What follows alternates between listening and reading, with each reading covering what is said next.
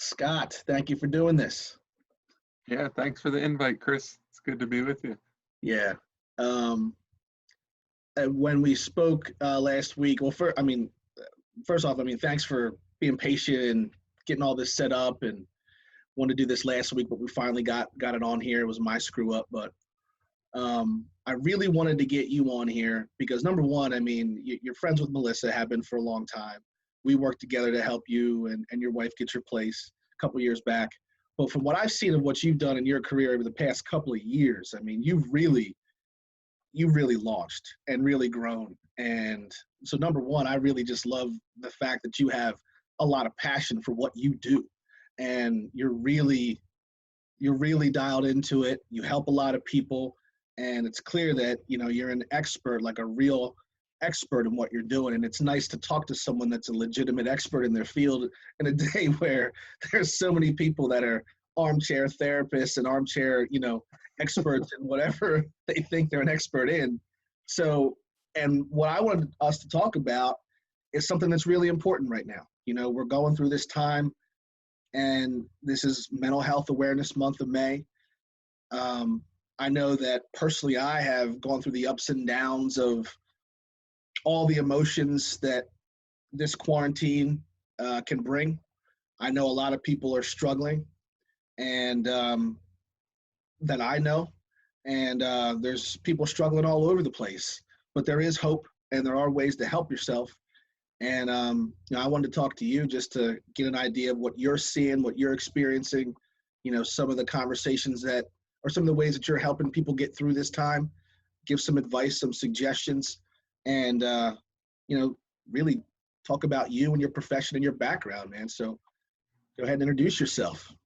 Yeah, thanks, Chris. Mm-hmm. So my name's Dr. Scott Giacomucci, and I'm a fellow of the American Academy of Experts in Traumatic Stress. I primarily work with clients that have experienced trauma, addiction, grief and loss, or death. And I also do a lot of teaching and training and supervising and a bit of writing and research as well. So all of it's about trauma and trauma therapy, but I'm coming at it from different angles as Right. as a writer, as a researcher, as a clinician, and as a teacher. Yeah. And of course, society right now is in the midst of a collective trauma. Mm-hmm. Probably unlike anything that most of us, at least in the United States, have ever experienced in our life. Right. It's interesting because when I talk to colleagues in other countries, they tell me, we're very familiar with collective trauma. We know how to handle this. Maybe we're a little bit more resilient than some of you in America because we're not used to experiencing collective trauma. Right. But this is different because everyone around the world, more or less, is experiencing similar things. Yeah. Yeah.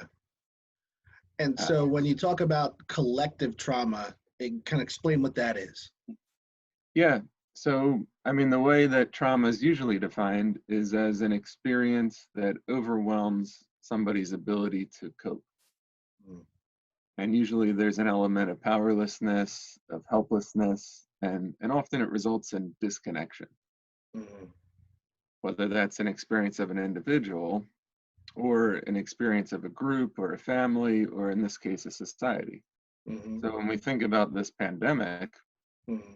there's a huge sense of powerlessness and helplessness. Mm-hmm.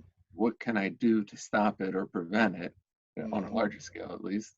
Mm-hmm. And it's inherently disconnecting because of the way we have to respond to it with social distancing. Right. So it creates a sense of helplessness and of disconnection, which are really characteristic of any type of trauma. Mm-hmm. Mm-hmm. There's little things that we can do to have a sense of power in our lives. Mm-hmm. Real simple things like creating structure, Mm-hmm. waking up at the same time every day, Mm-hmm. giving yourself choices, exercising power in little things like Mm-hmm. cooking yourself dinner rather than ordering takeout all the time. Right. Anything you can do to feel a little bit more powerful and feel like you have a little bit more control over your day Mm-hmm. without putting other people in harm of course, Right. can be helpful for your mental health. Going Yeah. for a walk. Yeah. Anything related to movement in the body as well. I Mm-hmm. mean, one thing that's become really apparent with all the new neuroscience research, especially, Mm-hmm. is how trauma impacts the body and the nervous system. I mean, almost all of the symptoms of PTSD have to do with the nervous system, right? Okay. So anything we can do to get our nervous system in action so it can release some of this pent up energy Yeah. can be really helpful. I mean, Yeah. when we talk about responses to trauma, we normally think about fight, flight, and freeze. Mm-hmm. And fight and flight only really work if there's someone to run away from or Right. something to fight back. In Right. Right. Right. this case, the threat's invisible. Yeah. And that's the crazy part, is that you have all of these natural instinctive reactions to the environment and the circumstances, but there's no practical way to express your instinctive response. So I know, like you were saying, when it comes to moving, it's odd because all those feelings come together, and depending on the individual, I guess, you're going to respond to that feeling in a certain way. I know it can almost feel like pressure, you know what I mean? And Yeah. for me, if I don't move, it literally makes me sit still, you know, because it's almost overwhelming. And that feeling day after day after day can, I'm assuming, just bring along a lot of,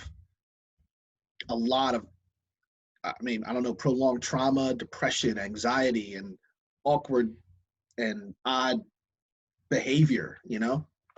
Yeah, yeah, like we can really get stuck. Yeah. I mean, Yeah. it's almost like a sense of learned helplessness, which is really interesting. They studied learned helplessness in dogs, Mm. where they would put them in a situation where they couldn't escape, Mm-hmm. and I think they would shock them electrically. I don't think this would be ethical now. Right. And the dogs would just kind of roll over and not try to escape because they learned that they were helpless. Right. And then they would redo the experiment with the dogs having an opportunity to escape. But because they had learned they were helpless, they didn't try to help themselves. They just took it. Right. And coincidentally, the founder of positive psychology was the one who was involved in that research. Right. But Right. we do the same thing, especially when we experience prolonged trauma, prolonged neglect, prolonged poverty, even, or Mm. prolonged helplessness of any kind. And I think that's really relevant with the pandemic right now. Prolonged helplessness. And the thing is, given the fact that here in Pennsylvania, we're dealing with this, I guess we're about 6 weeks in, maybe a little bit more. Throughout the span of a lifetime, that's not a lot of time. Right.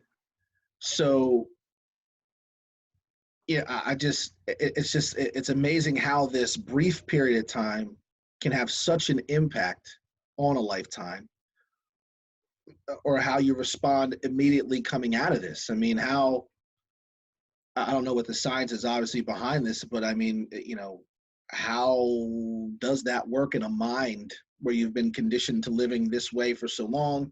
You're automatically put into a powerless or, you know, helpless feeling, you know, situation, and how that can just, I guess, within different people manifest itself, and they can, some people, like I said, fight to work and do all those things that you were saying, and you know, other people can just kind of sit and stay stuck and get sick. I mean, are you kind of genetically predisposed to responding one way or another?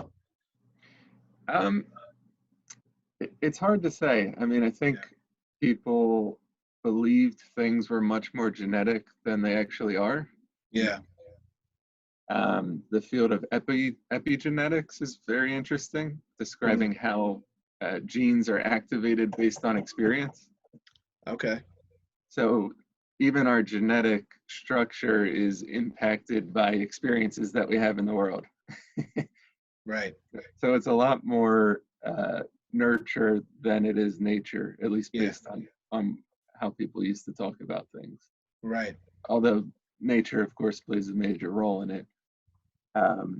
I mean, I think your question is about why do some people respond some way to trauma and other people respond other ways, and it's probably more complex of an answer than I can give. Yeah. Right. Taking into account all sorts of risk factors, protective factors, past experiences, perspectives, culture, strengths. I mean, there's a lot that goes into that.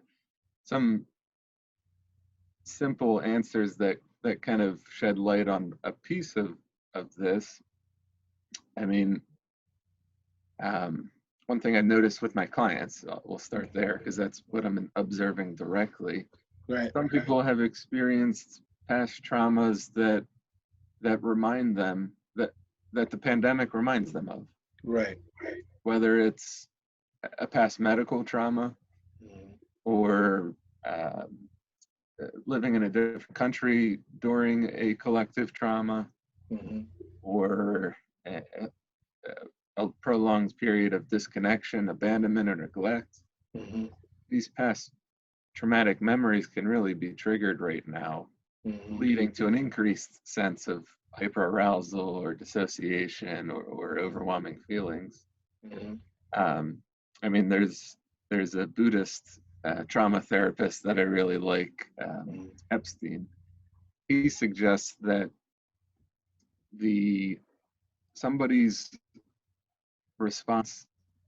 experience of something as traumatic has less to do with the actual trauma and more to do with whether or not they had somebody that was present and attuned to them with love and compassion after the trauma.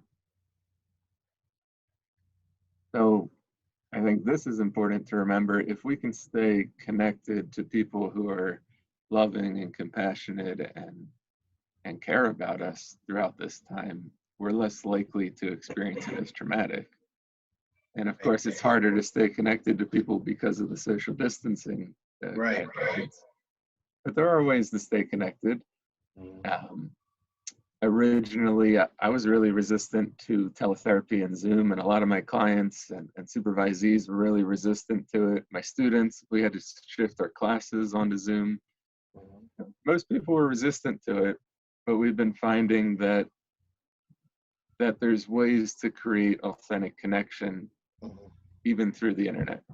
Right.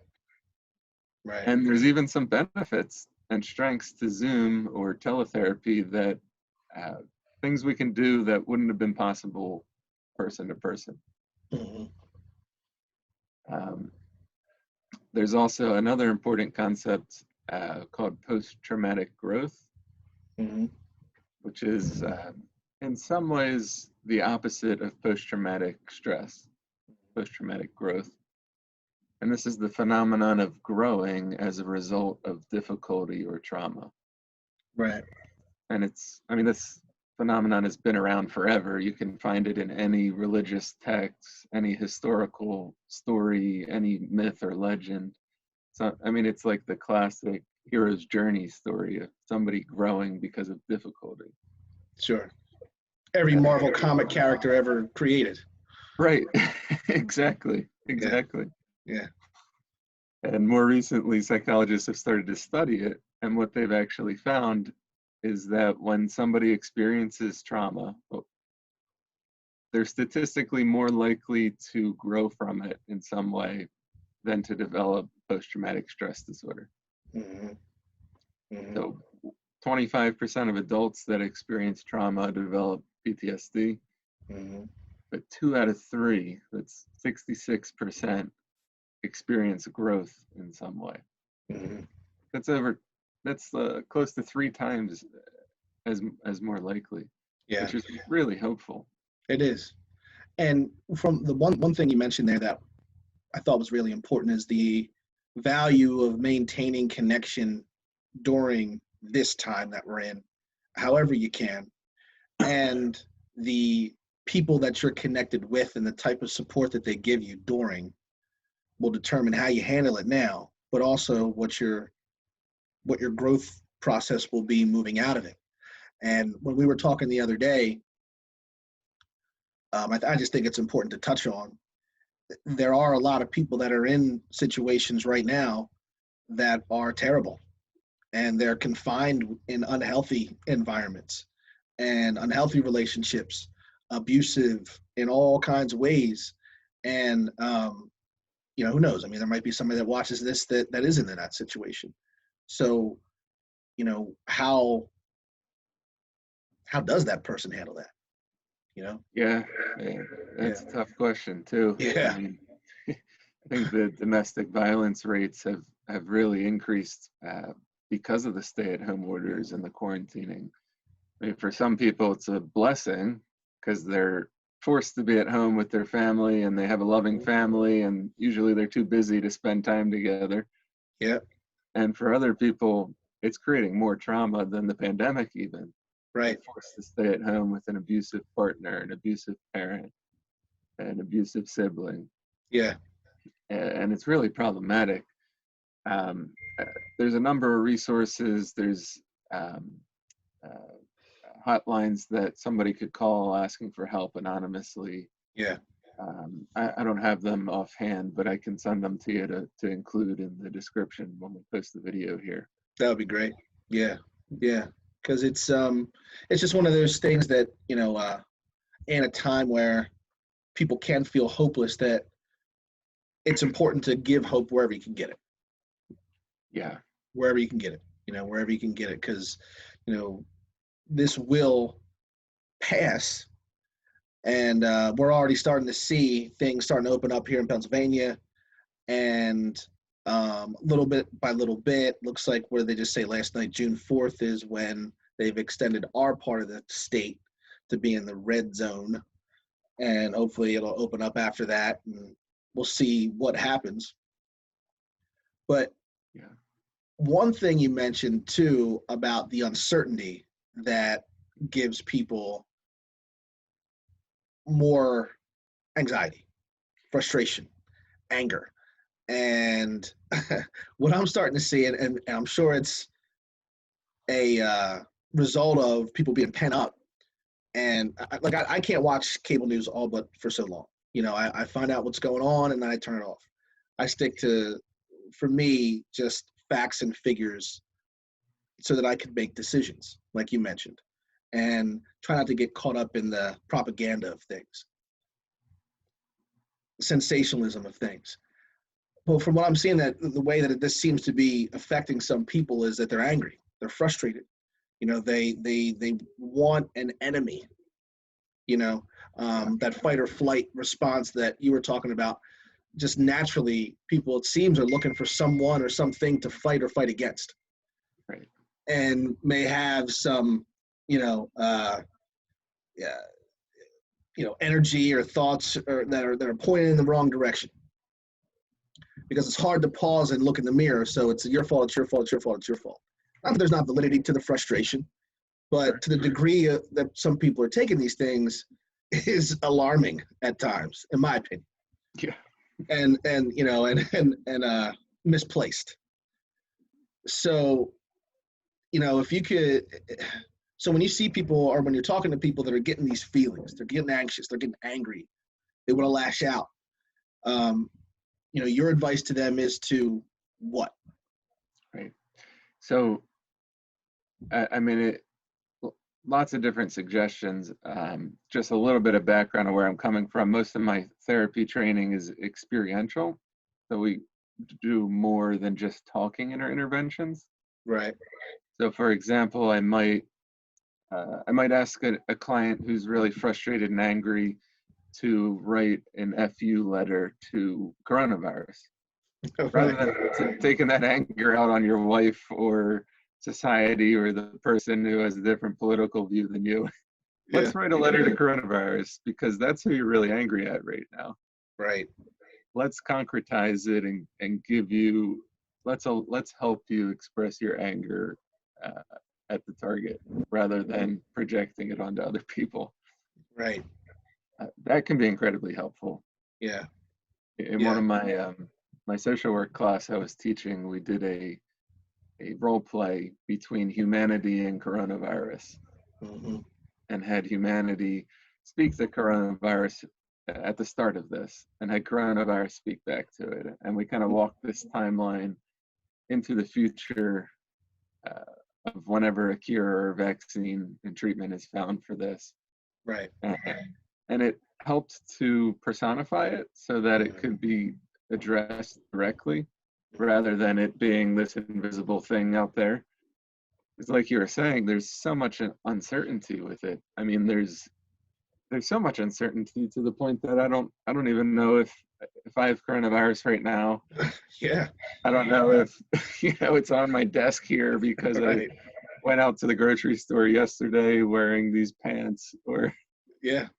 There's so much uncertainty about if you're immune to it after you get it. I mean, certainty really helps us feel secure. Yes. And there's a lot that could be said about certainty and trauma. I mean, in some research about trauma and disaster, they found that societies that knew who their enemy was when they were being attacked later presented with less PTSD than other groups who were being attacked but didn't know who the enemy was. Right. I think some of that research came out of Serbia. People were being attacked and they didn't know who was attacking them. Right. There was no way to properly direct the anger or the frustration or the sadness. Right. Right. So being able to concretize the target can really help. There's also research about PTSD and political extremism, which is really interesting, especially right now. Right. It found that regardless of which side of the political spectrum and which side of an argument, right, everyone on the extremes, left or right, presents with higher rates of PTSD. Right. Right. Some of that research came out of Israel and Palestine, and they found far right on the Israeli side and the Palestinian side, and the far left on the Israeli and Palestinian side. They both had experienced significantly higher rates of trauma and PTSD, which is really interesting considering what we're seeing now in Pennsylvania with the polarization politically around this collective trauma. Yeah. There was also a big research study published last month that was surveying people who were isolated and stuck at home. And it was confirming that people are, the results of the study were that the three biggest ways people were impacted by the stay-at-home orders. I'm pretty sure this was an international study, so this is not just in America, was they were experiencing classical PTSD symptoms. That's hyperarousal, being hypervigilant and looking over your shoulder, which maybe is a bit adaptive right now. That might help you not get the virus. Right. Intrusions and re-experiencing, that's flashbacks, nightmares. I can't tell you how many people around the world I've talked to that are having really crazy nightmares about coronavirus. No. Dissociation and avoidance. And negative thoughts, emotions, or beliefs about the world and about self. These are the classic symptom clusters of PTSD. Yeah. And it really looks like a lot of people are experiencing different aspects of that or all of it, and society as a whole seems to be manifesting them as well. There's large groups of people that are just avoiding and dissociating and detaching. Other large groups of people who are really hyper-aroused and hyper-vigilant. Other groups of people that are really stuck in negative emotions and beliefs. I would bet that trauma fuels conspiracy theories. Sure. And a lot of, because of the media, there's just this loop of re-experiencing and intrusive images that's, with classic PTSD, it's coming from inside. that negative image of that trauma I saw just keeps surfacing. Mm. But now it's happening on my computer and on my Facebook feed and on the news, and we're just constantly re-exposing ourselves to traumatic images, which, I mean, we need to be informed, Mm-hmm. and it can be done in a better way, I think, with some containment. Containment. Yeah. Containment.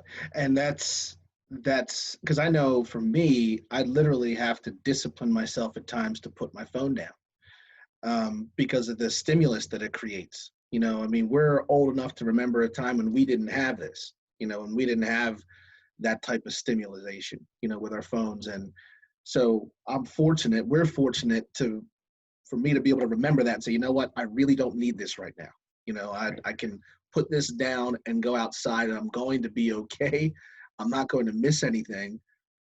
But like you said, at a time when you're really desperate for stimulation, you know, for engagement, to like the neuroscience that you mentioned, for that type of activity and chemical reaction in your body and your brain, and you don't have it. And so you're looking for it wherever you can get it. And all of a sudden, all these negative things are being reinforced in your brain. And it's a really sick cycle that you can get on, you know, and is hard to break away from when you feel anyway that you're stuck in one place. Yeah. Yeah. It's really crazy because with my phone, right, I could expose myself to more vicarious trauma. I could use it to connect in a meaningful way and help with the feelings I'm having. Mm-hmm. I could use it to call a therapist or a supervisor and engage in teletherapy. Right. I could use it to dissociate and check out and just scroll on Facebook or watch videos for hours and hours. Yeah. It could be really useful right now for me, or it could be really harmful right now for me. Yeah. It just depends on how I'm using it. How you're using it. Yeah. And I guess how you use it is determined by you know, where your head is, and maybe what you've conditioned yourself to being and doing up to that point. Yeah. And I think a minute ago we mentioned containment. Yeah. I mean, when I'm working with trauma, containment is one of the most important aspects of trauma work. Mm-hmm. That we're not overindulging in anything, Mm-hmm. or we're not diving into something too far, Mm-hmm. that we're not going to be able to come out of it in a safe way without re-traumatizing ourselves. Mm-hmm. I mean, there's little things we can do with our phone to provide some containment for ourselves. Yeah. I mean, the screen time feature is really useful. Yeah.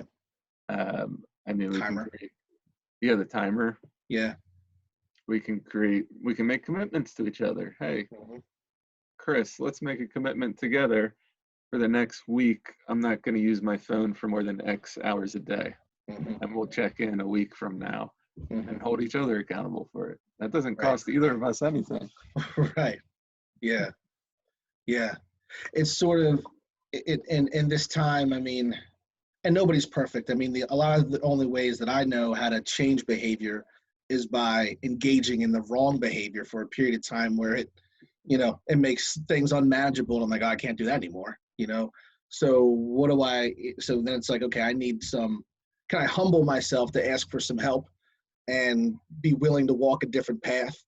You know, it doesn't have to always come to disaster before you come to that point. But if you're sitting here in week 6 of this thing, and we're looking at another 3.5 weeks of, you know, somewhat of a similar situation, even though it's going to be warmer and some things are opening up. You know, not to say if you're not too far gone, you do have the emotional and mental capacity to make some decisions for yourself. There are ways that you can change your behavior and change your psychology through these next several weeks, like you're explaining. And that's really hopeful, but it's hard. Even like with working with like some athletes, you know, it's like, it's really hard to break behavior. Right. You know, it's really hard to discipline yourself to do things on your own when you don't have someone holding you accountable, like you said. not that, you know what I mean, or encouraging you to go in a different way. Yeah. And in a time when we can kind of isolate and get away from, you know, accountability almost, it's easy to drift. You know, it's easy to drift into that dark place for some people, you know? And so, Sure. you know, ultimately, I guess there's a lot left to the individual to make a decision, right?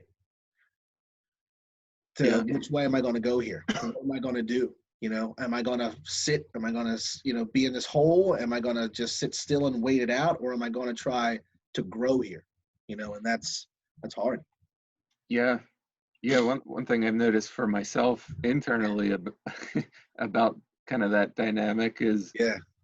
as an introvert, I loved like the first month of this. Right. I mean, my career took off so much that I'm busy all the time, and I mean, I work with people all the time, but I'm an introvert and I really need time alone to not do anything and Mm-hmm. relax, or to write, or to read, or to, you know, just be by myself. That's how I recharge. Right. The first month of this, I loved it. I nearly wrote an entire textbook. I'm writing a textbook, and I probably wrote 150 pages in the first month of this. Yeah. And I just really enjoyed most aspects of, not everything. Mhm. And then I really got hit with a wall of like, whoa, you know, Yeah. feeling stuck, feeling like I just wanted to watch TV or binge watch Netflix or play Yeah. video games and not do any work. Yeah. And I just kind of noticed the same dynamic in society that I was experiencing within myself around this pressure to be productive, or the pressure um, to make the best of this, or the pressure to grow from it even. Right. So I think I mean, it's tough because we need to have some sort of structure and containment in order to produce and grow and maintain health. And if there's too much of it, if we're too rigid about it, then it has the opposite effect, and it Yeah. becomes more unhealthy, Right. and it causes other problems. Yeah. One of my favorite definitions of health comes from Dan Siegel, who's uh, basically coined the term interpersonal neurobiology, which is this really exciting new field. And he says that health exists at the center of two extremes. One extreme is chaos, Mm-hmm. where there's no containment. Everything is just 100% expressed and chaotic, and anything goes. And the other extreme is rigidity, where there's too much structure and obsession, and everything it's too orderly. And that health exists in the center, where there's some structure and Mm-hmm. containment, but there's also space for creativity and spontaneity and playfulness, and not too much of either. That we're kind Yeah. of in that, Aristotle called it the golden mean, right in the middle there. Mm-hmm. Uh, yeah. I know that what I try to do is I'll go to the rigid phase. You know, I remember when I was a kid and, you know, I was a knucklehead and my life was out of control. The one thing I could do was fold all of my clothes in an orderly and color coded fashion, you know, because at least something is orderly. You know what I mean? At least I can control something. But even today, you know, I'll do that. And like you said, for that first 30 days was sort of a batten down the hatches time for me and us. It's like, okay, we have kids, we have jobs, we have businesses. We're going to have lack of access to resources. What do we do? And it was necessary, you know. And what we started out, like you said, okay, we're going to do math in the morning, you know, in English. We're going to do this. We're going to do this. We're going to do this. We're going to do this. And we could do that for a little while until we got to the point where we couldn't do it anymore. And being in that middle spot, like you said, I just had to get to the point where I accepted the circumstances and my own ability to manage this environment, and say that, you know, I can't lay on the couch all day. I'm not going to be Superman. And I have to allow myself time to be in the middle. I'm going to be tired sometimes. I'm going to be angry sometimes. I'm going to be these things. I'm not going to be able to, perform in my business the way that I typically can. And I have to accept that right now. I'm not going to be super dad the way that I'd like to be all the time. And I have to accept that too, and being all right, being in that space is, like you said, a key to being sane and happy during this time. Right. Right. It's hard. Yeah. It's like just make the goal being good enough for right now. Right. Right. Be good Right. enough.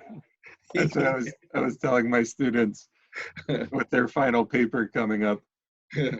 We all have a lot going on right now, and you have all these other finals and the added stress of family and society and graduating and not knowing if you're going to be able to get a job the way things look right now. And I guess I have the benefit at my school, things are pass and fail, so they don't get number or letter grades.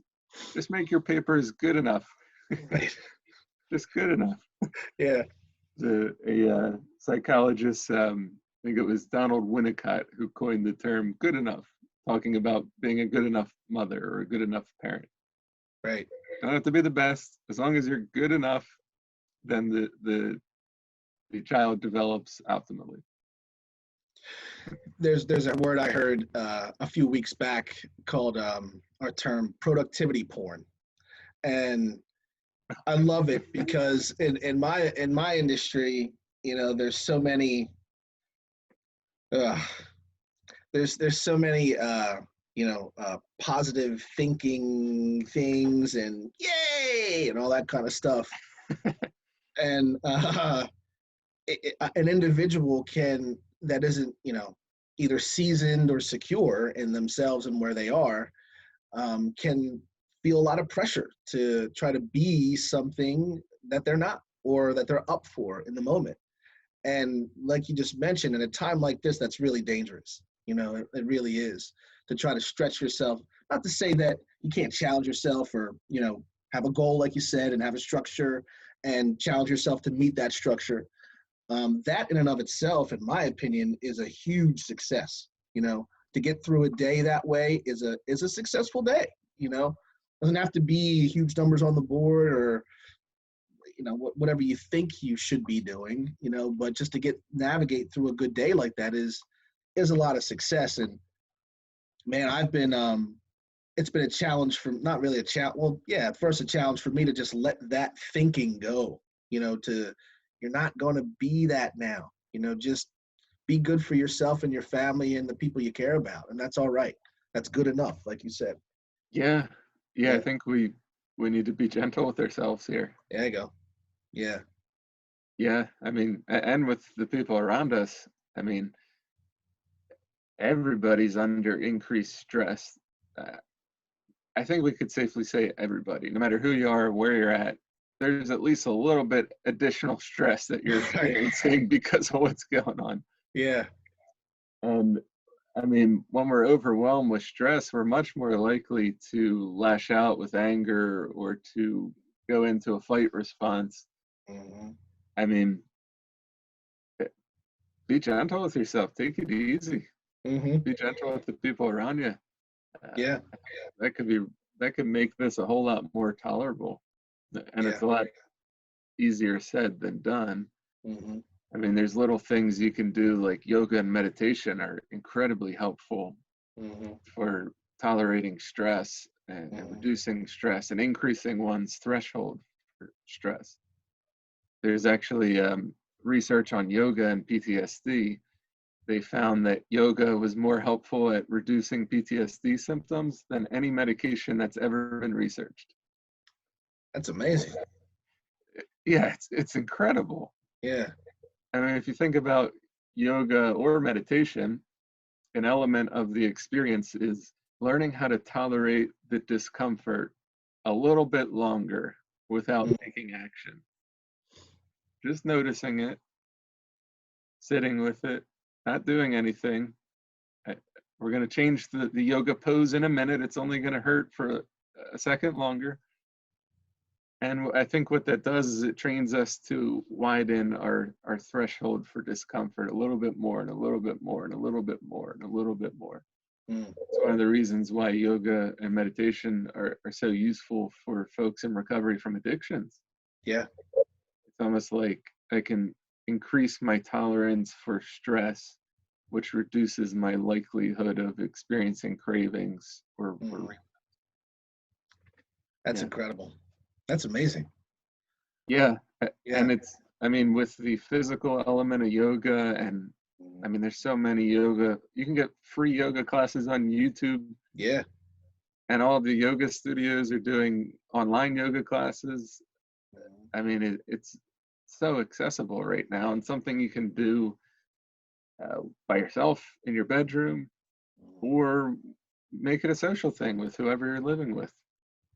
It's one of those things that you can do to create structure, you know, Yeah, and to get out of yourself. I mean, you mentioned creating structure because, as things start to loosen up and hopefully we can move around a little bit more, but the importance of creating structure in a day, I'm just kind of summarizing some of the things that you said, um, is so important to mental health, emotional health, and hope too, right? It's the uncertainty that can create so much uh, depression, anxiety, not knowing what's going to happen next. But if you can create some sort of structure within your day around the things that you can control, then that gives you a sense of purpose when you wake up each day, and you can maybe feel accomplished at the end of the day instead of, drifting into never land and what's going to happen, when is this going to end? Oh my God, I just saw this on Facebook. Oh my God, I just saw this on the news. And then you're, off to a very negative and sick place. yeah, Yeah. absolutely. And I mean, you mentioned hope, which is so important. Yeah. Um, I mean, if you think about it on a large scale, I'm pretty sure society throughout history has survived much worse than this. I mean, Yeah. humans are amazingly resilient. Yeah. And when I'm working with my clients, they're all clients that have experienced severe trauma. So maybe it's easier for me to say this to them than a normal person, but I'll remind them, this is nothing compared to what you've already survived.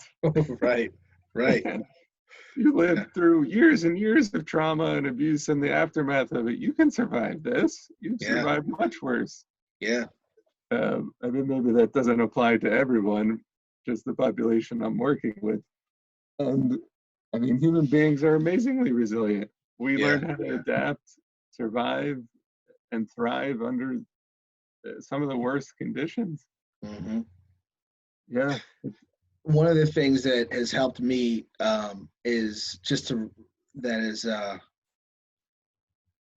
that, again, we're looking from March 14th to June 4th. I'm 42 years old. That's 2.5 months. Or whatever it is. It's going to be all right. Easy for me to say because you know I'm healthy. We're healthy. The people in the house are healthy. We have what we need for the most part. So I don't want to, you know, degrade anybody's struggle. But Yeah. through the course of a lifetime, it is really the blip it's a blip on the screen, and we will be able to move on. But man, it should be. We don't know what's going to happen after this, socially in our society and all that kind of stuff. But like I said, the one thing that you can control is your environment, or to a certain extent, what you do within your day, you can control those things. Yeah. And man, it's so easy to get distracted with the drama on your phone, the drama in the news, other people's opinions, to have misdirected, feelings and emotions and point them at a person, place, or thing, and really drive yourself crazy and make this already, traumatic experience even more traumatic for you. And you can drive yourself into a negative place, or you can kind of, like you said, just pause and say, I've had enough, and kind of go on a different path, if you want to. Yeah. I mean, some other things that can be really helpful in kind of creating that pause and living with intention right now. Yeah. That's what we're talking about is Yeah. slowing down, creating intention, creating structure, Mm-hmm. choosing who we want to be during the pandemic. Right. I mean, this is something all of us will be talking about for the rest of our lives. So one thing I asked myself was, when I talk about this 5 years from now, 10 years from now, 20 years from now, the famous coronavirus pandemic of 2020, Mm-hmm. what do I want to be able to tell my students or my grandkids or my kids about what I did or didn't do during the pandemic? Right. And that thought really challenged me to stop just isolating myself and writing my book. And I started offering trainings and groups for mental health providers around vicarious trauma. Mm-hmm.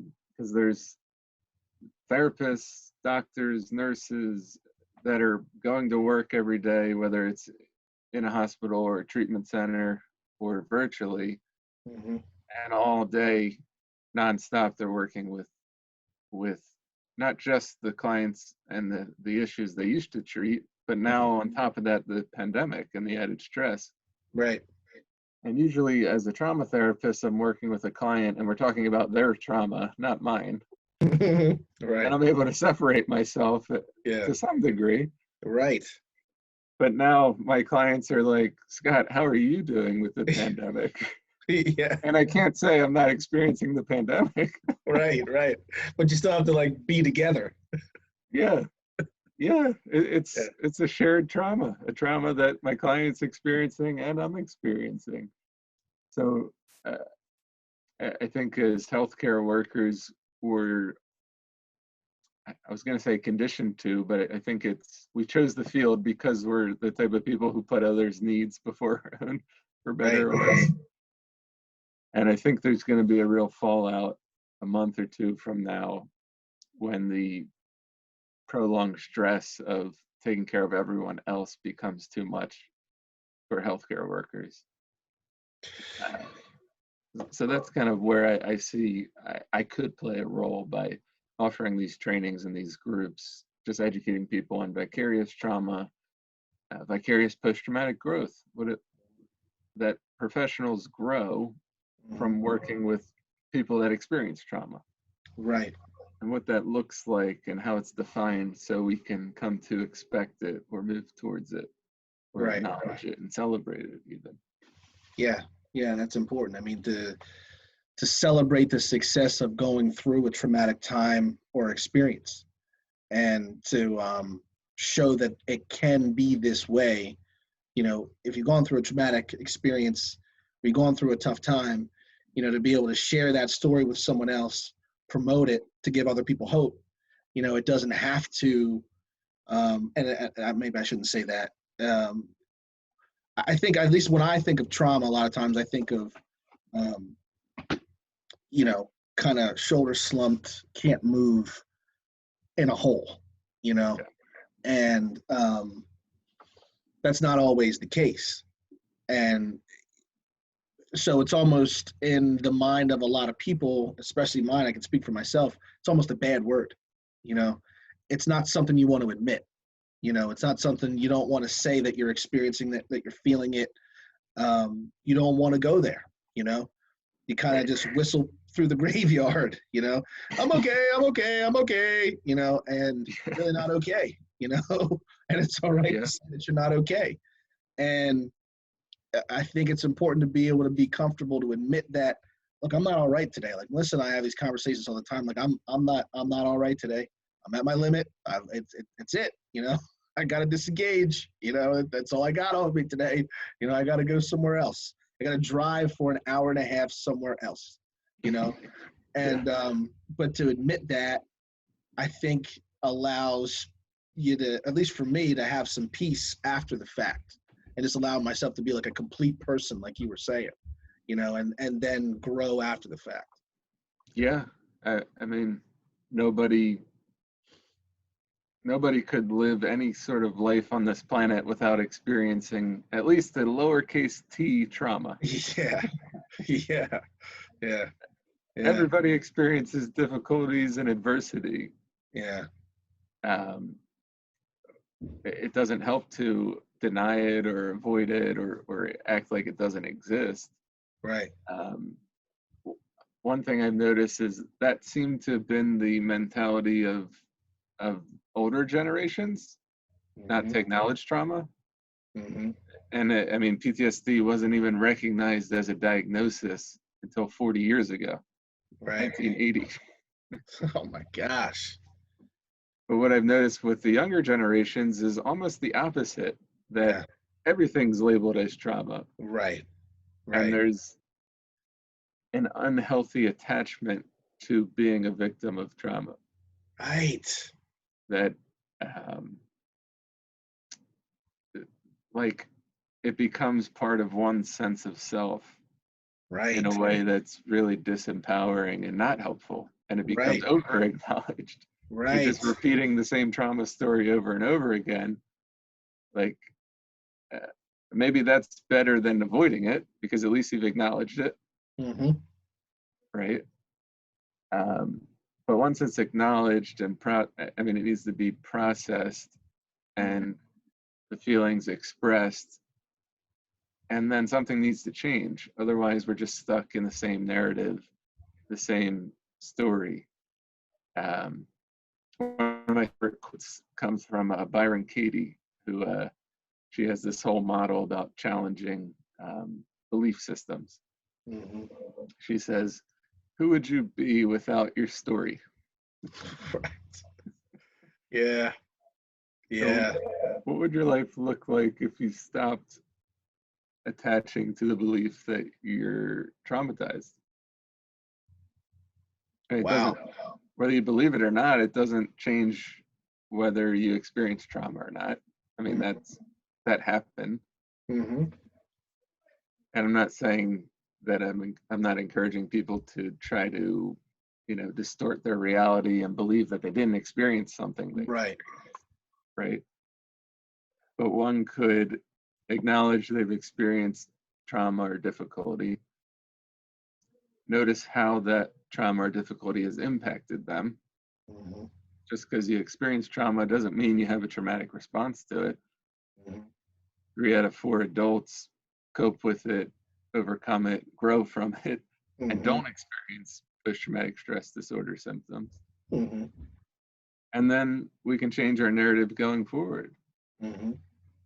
I mean, the 3 common ways that people grow from trauma, post-traumatic growth, is a changed sense of self.